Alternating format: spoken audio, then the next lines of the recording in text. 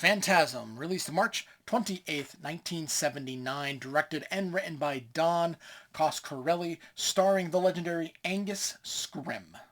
In a cemetery, a blonde is riding this dude. There's some gratuitous nudity, and then she just stabs him, and then turns into the tall man?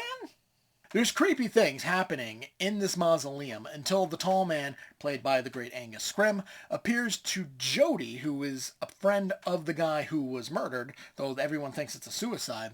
And he says to Jody, "The funeral's about to begin, sir." Like, it's just such a creepy line delivery. Jody's younger brother, Mike, is spying on the funeral and witnesses the tall man just deadlift the coffin and put it into the hearse. It's like, damn, superhuman. Mike then goes to a goth grandma who looks literally like Ozzy Osbourne in what seems like a pointless scene, to be completely honest with you. There's more sexy time in this cemetery, and apparently this town just has such a thing of getting it on in cemeteries on top of graves. A little creepy.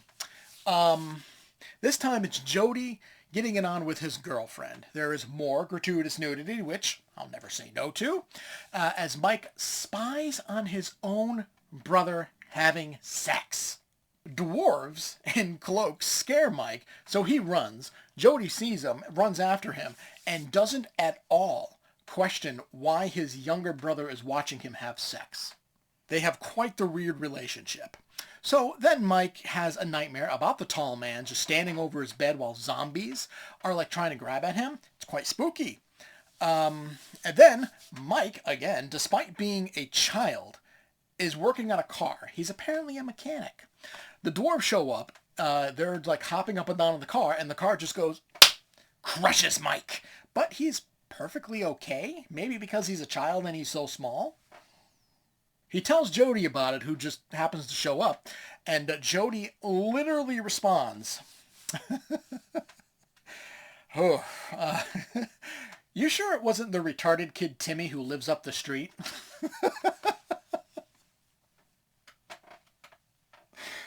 Oh my God, you could not say that line today.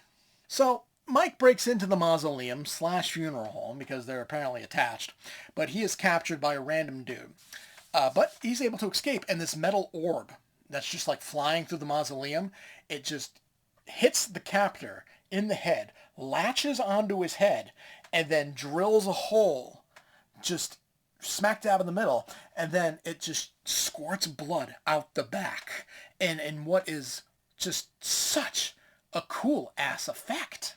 The tall man then appears behind Mike, and so he, of course, runs. He slams the tall man's fingers into a steel door, chops him off, revealing yellow blood. So it's like, is the tall man even human? He brings the finger back to Jody, because of course he does, and so Jody believes him, and the finger eventually turns into this giant fly with like big teeth, in what is another pretty cool effect.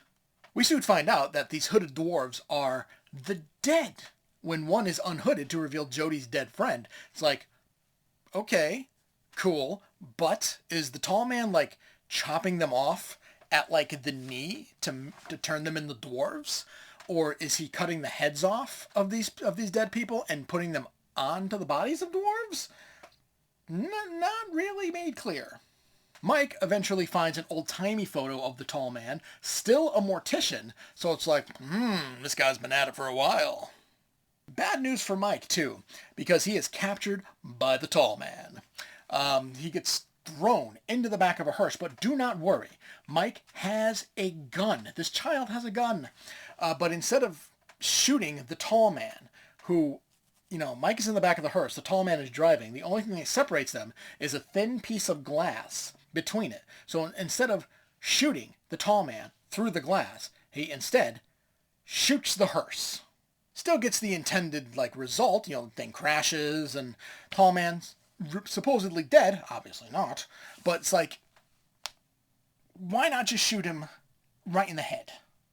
End it all right there. Jody, Mike, and this other dude then find this white room with a portal to a red planet where it is revealed the dwarves are slaves. Mike eventually traps the tall man in a grave with a giant rock, but then he wakes up. Jody died in a car crash, and this might have all been a dream?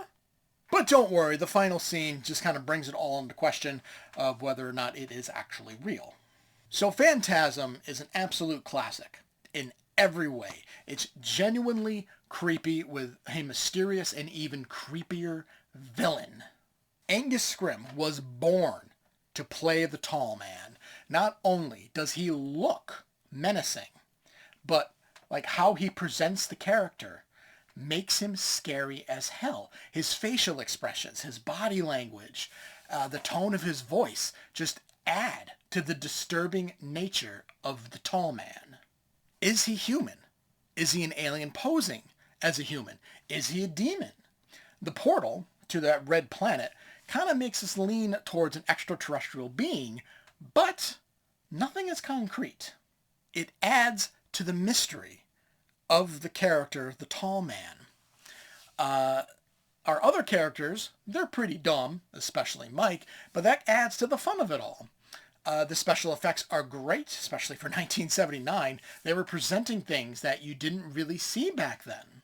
The story is a mix of ridiculous, creepy, and fun in the lexicon of horror. You don't really see this movie mentioned, like alongside other classics, nor do you see the tall man alongside the likes of Freddy, Jason, Leatherface, and you should.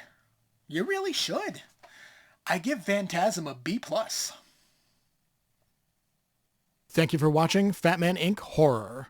Leave a like if you enjoyed and a comment to discuss your thoughts. Make sure to subscribe to see more reviews of horror movies new and old. Thanks again for watching, and I'll see you next time.